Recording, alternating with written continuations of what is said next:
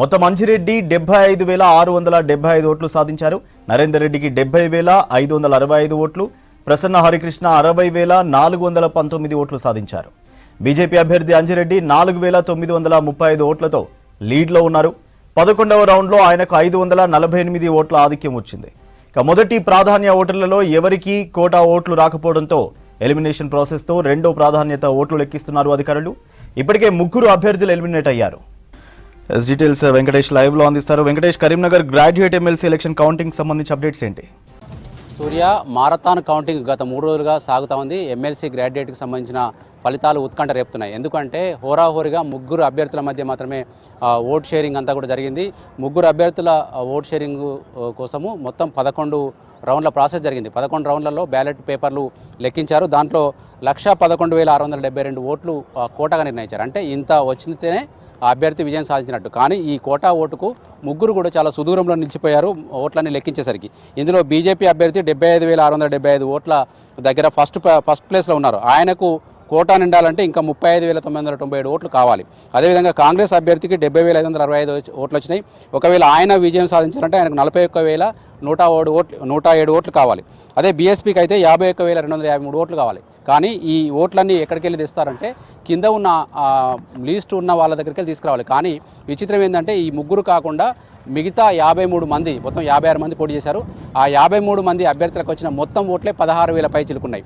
ఆ 16,000 పై చిలుకులో second priority ఎంతమంది వేశారనేది కూడా చాలా కీలకం. ఎందుకంటే అందరూ సెకండ్ ప్రియారిటీ ఇయ్యరు. కొందరు 1 ఇచ్చి వదిలేస్తారు, కొందరు సెకండ్ ఇస్తారు, కొందరు సెకండ్ ఇవ్వకుండా 3rd 4th ఇస్తారు. అట్లాంటి వాళ్ళు డిస్కంటిన్యూ అయిపోతాయి. ఇట్లా ఈ 16,000లో మనకు ఎన్ని ఓట్లు సెకండ్ ప్రియారిటీకి ఎలిజిబుల్ అయితే అని చూసి ఎవరికి వస్తే వాటిని క్యారీ ఫార్వర్డ్ చేస్తారు. ఇప్పటివరకు అయితే మనకు అందిన సమాచారం ప్రకారం అప్డేట్ దాదాపు 10 మంది అభ్యర్థుల ఎలిమినేషన్ పూర్తయింది.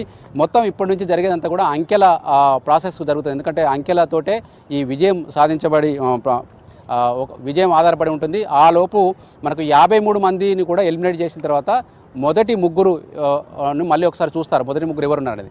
ఆ మొదటి 3లో మనకు బీజేపీ అభ్యర్థి ఆల్రెడీ కాంగ్రెస్ కంటే 5,000 ఓట్ల లీడ్లో, మనకు 5,110 ఓట్ల లీడ్లో ఉన్నారు.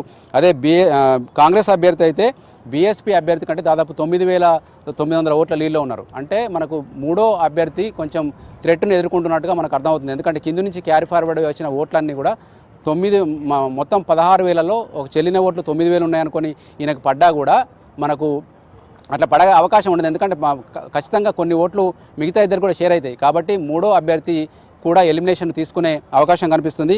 3వ అభ్యర్థి ఎలిమినేషన్ తర్వాత కొంత మళ్ళీ కౌంటింగ్ స్లో అవుతుంది. ఎందుకంటే ఇప్పుడు ఉన్న వాళ్ళంతా కూడా దాదాపు తక్కువ ఓట్లు ఉన్న వాళ్ళు, దాదాపు ఒక 15 మందికి అయితే 100 లోపే ఓట్లే వచ్చినాయి.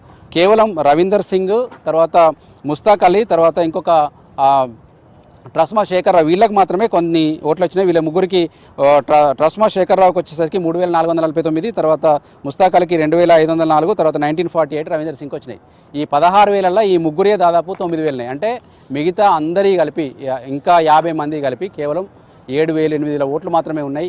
ఈ లెక్కన ఏం జరుగుతుందనేది అభ్యర్థులు టెన్షన్ ఉంది. ఇక్కడ 2-3 ఎగ్జామ్స్ని మనం చెప్పుకోవచ్చు. ఒకవేళ ప్రసన్న హరికృష్ణ కనుక ఎలిమినేట్ అయిన తర్వాత కూడా మనకు ఫస్ట్ సెకండ్ ఎవరు ఉంటారనేది కూడా చాలా ఇంపార్టెంట్.